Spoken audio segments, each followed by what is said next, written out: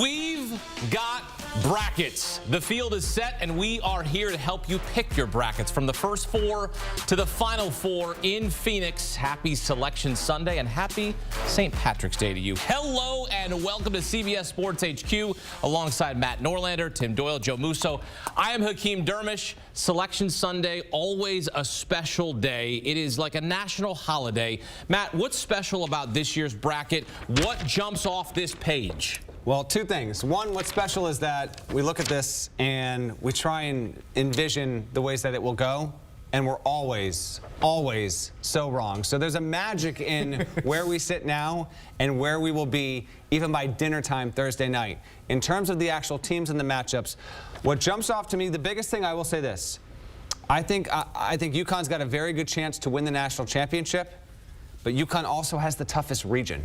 So that's a bit intriguing that you've got the #1 overall seed that has a lot of top 15 level teams, and if it's going to get there, it will absolutely have to earn it if seeding holds, which of course it doesn't always do. But that is the thing that jumps out to me, that the best team in the sport might have to take the toughest road to get to Glendale. The #1 overall seed is UConn, Houston, Purdue, and North Carolina. Those are your 1 seeds, Tim. Doesn't matter. You know what you got to do? You got to keep winning. I mean, seeds don't matter. There's no #1 seeds last year in the Final Four. Yep. So, you know, we let Jerry Palm out of the basement every year around January, and he breaks down who's going to be in the tournament. And this year was harder than ever. And I think there were some teams. One that stands out particularly to me is Indiana State. They deserved, in my eyes, to be in because they can't schedule, and they did enough. And they're ranked in the top 25. And it's unfortunate we don't see that. But at the end of the day, your seeds don't matter. You got to go out. My best part of this whole selection, I have 3 children, Joe. Matt Norlander, I'm thinking about bringing on, but he has this childish feel. Like, I know he doesn't wear the onesie with the footsies, but when you're sitting next to him and they're announcing that, like, it's like, yeah, he's like, oh my goodness, I got the ice hockey, yes, I got the skates. How can you not get excited about it? This is one of the best days of the year. This might be the best day of the year. The only thing that rivals it is when we start on Thursday and we actually get the games going. It's the video of the kid when he gets the N64 back in the 90s and he doesn't know what to do with his hands. That's right, absolutely. Matt Norlander with the bracket. But we consider ourselves big winners on this day, so let's talk winners and losers. As you peruse the bracket, obviously losers on the outside looking in, but of those in the field, your biggest winner as you take a look at what we have in front of us is who? So I'm going to go with the team that I think actually got a relatively decent draw that could use an easier draw, allegedly. We'll see how that goes. I think Arizona is set up to potentially get itself to the Final Four. It's got a first-round matchup with 15-seeded Long Beach State that I think works out well for Arizona. I don't think it'll have an issue. Remember last year, Arizona was a 2. It got Princeton. And then Dayton or Nevada after that, that would be a good challenge, but I actually think Arizona, in the way that it operates, that's a good potential matchup. And then the 3 is Baylor, which doesn't play good defense, and that could be among the, if we had Baylor-Arizona, that could be the most entertaining Sweet 16 game on the board if we get there. And then Clemson, New Mexico at the top of that. Quality teams, but I just think Arizona happened to get a good bottom half of its region. And then even on the top, guys, UNC is a good team, not a great team. You've got Mississippi State, Michigan State, St. Mary's. Alabama doesn't play defense. I think Arizona was a big winner with the way the path sets up.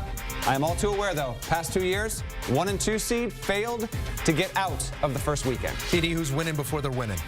I had Kentucky. I love the fact that they're a 3. I think they were fortunate to get a 3. I think they played like a 4 because the roller coaster ride was real throughout the year. And you look at their region, I totally agree with Matt. Arizona, no one's talking about them, but as a 2, because I have North Carolina just waltzing to the Final Four. But yes, I think Arizona, they're in the same region. They could easily get there as well. Kentucky is a 3 because I don't know what we're going to get from Marquette. With no Tyler Kolek, who knows? So that means Kentucky's going to keep on advancing. And then, you know, you got to hope that Houston has a Houston moment and they can't make a shot. Because if they get Houston, well, now we get the matchup. Great offense versus great defense.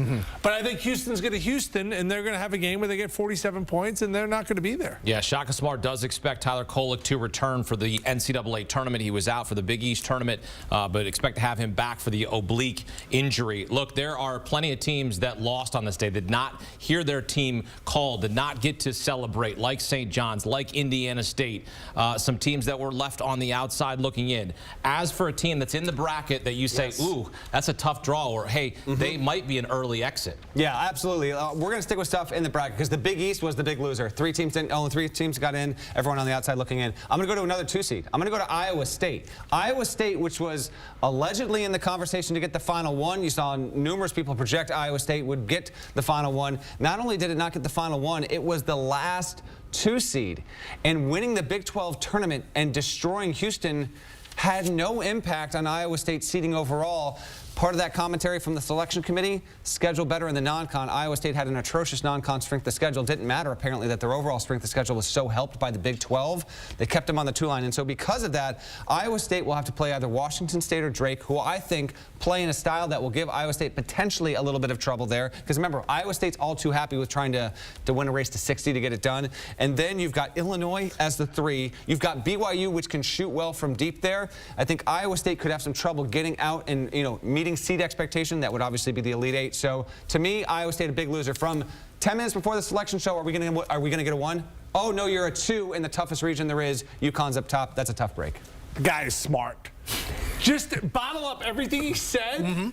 And instead of Iowa State, mine's actually UConn. It's in the same region. It's because of everything. I really have not much to add because you nailed it. How about Iowa State's supposed to get a 1, they end up with a 2. How about UConn's the #1, the best team in the country, and they get that? They get the Big 10 conference champion, the Big 12 conference, the SEC. They have San Diego State, FAU, UConn. They're all Final Four teams. This region is brutal. It's really tough. And if you're the best team in college basketball, maybe you shouldn't be getting a draw like this. So really well done. I looked at your paper there. Amazing work. Maybe we get UConn and Iowa State for a spot in the Final Four. Maybe we get it. Could be. That's what I'm projecting. But I'm no bracketologist. 1 versus 2? Yeah, let's get that's pretty good, Akeem. Let's get after it. Let's get after it. You know where you can get after it? On the March Madness Live app. Every game, anytime, anywhere you go, March Madness is here. Don't miss a moment of the action on CBS, TBS, TNT, and True TV. Download the March Madness Live app to watch every game, anywhere, anytime, live.